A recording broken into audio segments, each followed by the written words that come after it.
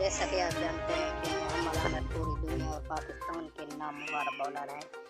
पूरी दुनिया के पहले नंबर पर रहने वाले बैट्समैन विराट कोहली ने भी मोहम्मद आमिर से खौफ खाने का कहा था। एक एंकर ने जब उनसे सवाल किया कि अगर आपको कोई टफ बॉलर लगता है तो वो कौन है, तो उन्होंने जवाब में कहा था कि पाकिस्तानी मोहम्मद आमिर जैसे वो खौफ खाते हैं। और इस बात की भी तस्दीक की है कि अगर चैंपियन ट्रॉफी का फाइनल जितवाने में मेन किरदार जो अदा किया था वो मोहम्मद आमिर ही का था, क्योंकि अगर वो हमारे टीम प्लेयर को आउट ना करते तो शायद पाकिस्तान का फाइनल जीतना नामुमकिन था। इस बात पर विराट कोहली के साथ रोहित शर्मा ने भी इस बात को खुशाइन करार दिया है कि मोहम्मद आमिर अब टीम में नहीं है और अब इस T20 वर्ल्ड कप में पाकिस्तान से जीतना मुश्किल ही नहीं है और आसानी से पाकिस्तान से मैच जीते जा सकते हैं। हम लिए चलते हैं आपको इसकी मज़ीद तफसील की जानिब। अगर आपने इससे पहले हमारे चैनल को सब्सक्राइब नहीं किया तो जल्दी से हमारे चैनल को सब्सक्राइब कर दें और बेल आइकन को दबाना हरगिज़ ना भूलिएगा, ताकि हमारे सबसे पहले और लेटेस्ट वीडियो सबसे पहले आप तक पहुँचे।